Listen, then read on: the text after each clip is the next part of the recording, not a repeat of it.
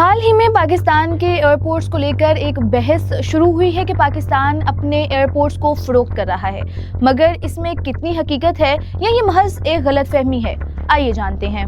हालिया दिनों में हुकूमत ने एयरपोर्ट्स की आउटसोर्सिंग के मंसूबे ने इस मामले पर सवालात और खदशात को जन्म दिया है। लोगों में तासुर पाया जा रहा है कि निजकारी के नतीजे में रियासती असासे निजी कंपनियों के हवाले हो जाएंगे, लेकिन सरकारी मौक़िफ़ इससे बिल्कुल मुख्तलिफ है। वफाकी वज़ीर खारजा साद रफ़ीक ने वाज़ेह तौर पर कहा है कि इस्लामाबाद एयरपोर्ट को आउटसोर्स किया जाएगा, लेकिन इसका मतलब हरगिज़ ये नहीं है कि एयरपोर्ट बेचा जा रहा है और ना ही किसी मुलाजिम की नौकरी ख़त्म होगी।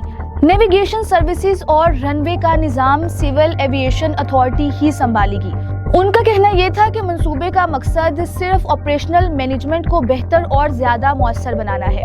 दरअसल ज़ेरे गौर मॉडल के तहत एयरपोर्ट्स की मलकियत, सिक्योरिटी और रेगुलेटरी कंट्रोल बदस्तूर हुकूमत के पास रहेगा, जबकि निजी या गैर मुल्की कंपनियों को सिर्फ रोजमर्रा ऑपरेशंस, कमर्शियल सरगर्मियों और सहूलियात की बेहतरी की जिम्मेदारी दी जाएगी।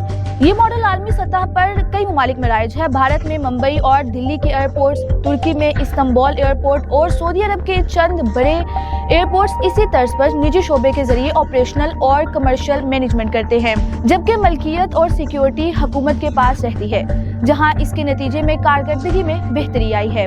अवामी तशवीश का एक अहम पहलू ये भी है कि कहीं टिकट महंगे ना हो जाएं, मगर हुकूमती बयान के मुताबिक टिकट की कीमतें एयरपोर्ट ऑपरेटर नहीं बल्कि एयरलाइंस और सिविल एविएशन के कवानीन के मुताबिक होती हैं।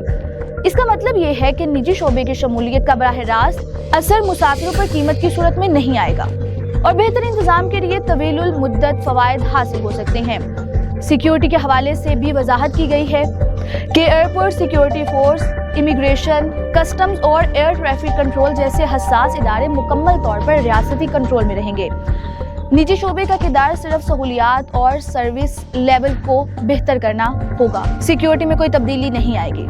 मुलाजिमीन के मुस्तकबिल के हवाले से हुकूमत ने यकीन दहानी कराई है कि मौजूदा अमले को या तो मुतबादल इदारों में एडजस्ट किया जाएगा या नए ऑपरेटर के तहत मौके फराहम किए जाएंगे। ताहम मुलाजिमीन की नुमाइंदा तंजीमें इस मामले में शफाफियत और तारीखी गारंटी की जरूरत पर जोर दे रही हैं। हुकूमत इस इक़दाम को मुआशी इस्लाहात, खसारे में कमी और बैनुल-अक़वामी मयार की सहूलियात से जोड़ रही है। मुबस्सिरीन के मुताबिक इस मंसूबे की कामयाबी इस बात पर मुनहसिर होगी कि अमल दरामद शफाफ और मुअस्सर अंदाज में हो और अवामी मफाद को निजी मुनाफे पर तरजीह दी जाए। असल सवाल अब ये है कि एयरपोर्ट्स की आउटसोर्सिंग क्या वाकई मुसाफिरों और मईशत के लिए बेहतर होगी या फिर ये खदशात यूं ही बरकरार रहेंगे।